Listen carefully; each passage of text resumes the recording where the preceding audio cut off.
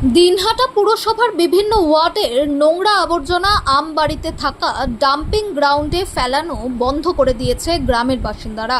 এর ফলে শহরের বিভিন্ন এলাকার নোংরা সংগ্রহের পরও ফেলার কোনো জায়গা না থাকায় দিনহাটার নৃপেন্দ্র নারায়ণ চিলড্রেন পার্কে নোংরা গাড়ি নিয়ে এসে জমায়েত করা হচ্ছে। দুর্গন্ধ ছড়িয়ে পড়ছে এলাকায়। যে শিশু উদ্যানে প্রতিদিন সকাল বিকেল শিশুদের পাশাপাশি তাদের অভিভাবকরা যান, সেখানেই নোংরা আবর্জনার গাড়িগুলো সারিবদ্ধভাবে রেখে দেওয়ায় ক্ষোভ প্রকাশ করেন অনেকেই। পুর কর্তৃপক্ষ অবশ্যই জানিয়েছেন আগামী 2-1 দিনের মধ্যেই সমস্যার সমাধান হয়ে যাবে।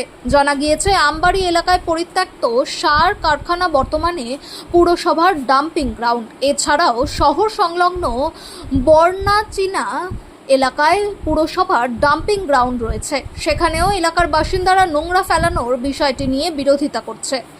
তাদের অভিযোগ, এখানে শহরের বিভিন্ন এলাকার নোংরা আবর্জনা ফেলা হয়, দুর্গন্ধে জীবন দুর্বিষহ হয়ে উঠেছে।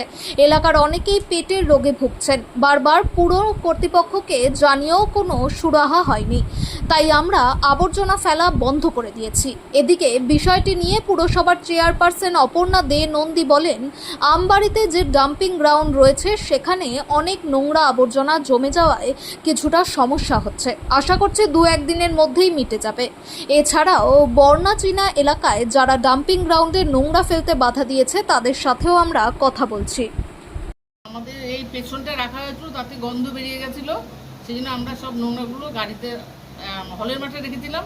ওখান থেকে আবার চিলড্রেন পার্কে এনেছি, কারণ আমাদের ডাম্পিং গ্রাউন্ডে অসুবিধা হচ্ছে নোংরা ফেলার। একটু পরে এগুলো খালি করে সব আমরা বাইরে পেয়ে যাবো। না, আজকেই এটা হয়ে যাবে। অনেক মালটালগুলো জমে আছে, ওখানে প্রবলেম হচ্ছে।